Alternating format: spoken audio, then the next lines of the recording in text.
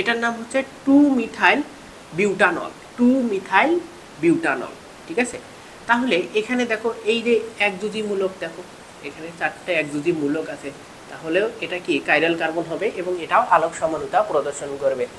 আবার এখানে দেখো এটার নাম হচ্ছে 2 অ্যামিনো প্রোপানোয়িক অ্যাসিড। এটা হচ্ছে 2 নাম্বার কার্বন, 2 নাম্বার কার্বন। দেখো এইটা 2 নাম্বার কার্বন, এখানে 1 2 3 তিনটে কার্বন। যেহেতু জৈব অ্যাসিডের কার্যকরী মূলক আছে এই জন্য এটাকে বলো 2 অ্যামিনো প্রোপানোয়িক অ্যাসিড। এই যৌগটাও কিন্তু একটা আলোক সক্রিয় যৌগ। ঠিক আছে, কারণ 4টা ভিন্ন এই অ্যামিনো মূলক আছে, মিথাইল গ্রুপ আছে, তারপর একটা হাইড্রোজেন পরমাণু আছে, তারপর জৈব অ্যাসিড আছে। তাহলে এই যৌগটা আলোক সক্রিয় হবে এবং আলোক সমানুতা প্রদর্শন করবে। ঠিক একইভাবে এখানে 2 হাইড্রোক্সি প্রোপানোয়িক অ্যাসিড, এটার নাম হচ্ছে 2 হাইড্রোক্সি প্রোপানোয়িক অ্যাসিড।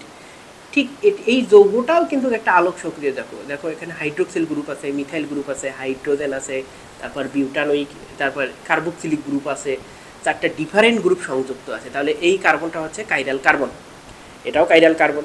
তাহলে কাইরাল কার্বন আছে, এই যৌগটা কি আলোক সমানুতা দেখাবে।